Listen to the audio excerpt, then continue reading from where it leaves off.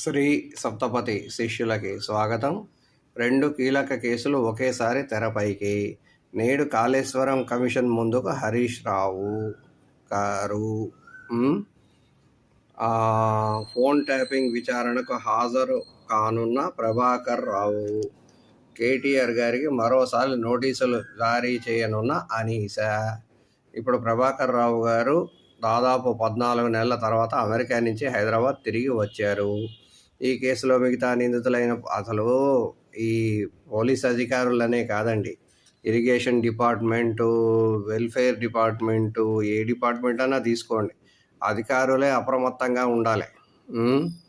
ఎంతో కష్టపడి పెద్ద పెద్ద ఉన్నతమైన పదవుల కోసం కష్టపడి సాధించుకుని కేసుల చుట్టూతో తిరగడం ఏంటండి? అది మీ ఇష్టం, మీ కెరియరు. నేడు కాళేశ్వరం కమిషన్ ముందుకు హరీష్ రావు గారు. కాళేశ్వరం ఎత్తిపోతల్లోని మేడిగడ్డ, అన్నారం, సొందిళ్ల బ్యారేజీలపై న్యాయ విచారణ నిర్వహిస్తున్న జస్టిస్ పి.సి. ఘోష్ కమిషన్ ఎదుట నీటి పారుదల శాఖ మాజీ మంత్రి, ఎమ్మెల్యే తన్నీరు హరీష్ రావు గారు సోమవారం హాజరు కానున్నారు. హైదరాబాద్ బీఆర్కే భవన్లో కాళేశ్వరం న్యాయ విచారణ కమిషన్ ముందుకు 11 గంటలకు హరీష్ రావు గారు రానున్నారు. మేడిగడ్డ బ్యారేజీ, పియర్స్ కుంగిన, అన్నారం, సొందిళ్ల బ్యారేజీల్లో బొంగలో మళ్ళీ బయటపడిన నేపథ్యంలో రాష్ట్ర ప్రభుత్వం గత ఏడాది విచారణ కమిషన్ను నియమించిన విషయం తెలిసిందే.